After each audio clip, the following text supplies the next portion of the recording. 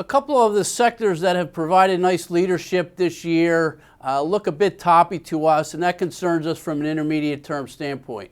Hi, this is Mark Arbiter with S&P's Chart Room.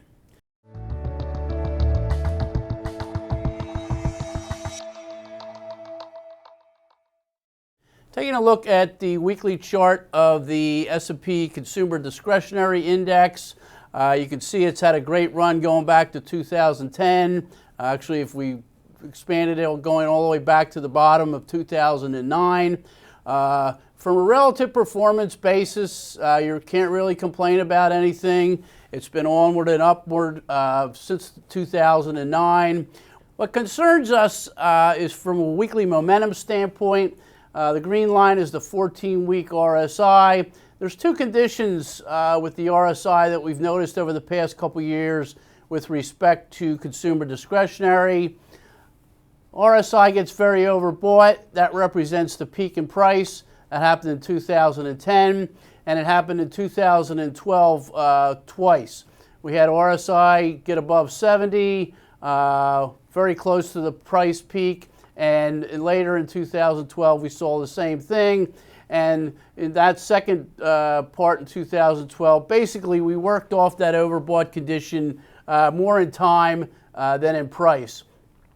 The two other conditions here, which is one of them which is occurring right now, is that the RSI gets overbought, price moves to another new high, then we have a bearish divergence with respect to momentum, price moves to another high here, and then we have a second bearish divergence with respect to the 14-week RSI.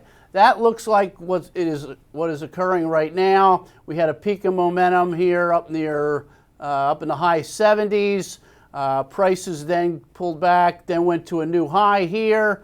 However, the RSI on a 14-week basis has put in a lower low. So now we have a bearish weekly divergence similar to what corresponded back here in 2011. So we're looking for more than just a small pullback that we saw in 2010 and 2012. This one, while it doesn't look like it, from intraday high to intraday low, corresponded to about 20% dip in consumer discretionary prices. We don't think we'll see that much, but certainly is possible. A couple other sectors that are showing similar bearish weekly divergences are also leaders for this year, which is very concerning. You don't want your leaders to start rolling over, which has yet to happen. We're still making new highs or very close to new highs, but we don't want to see the leadership roll over.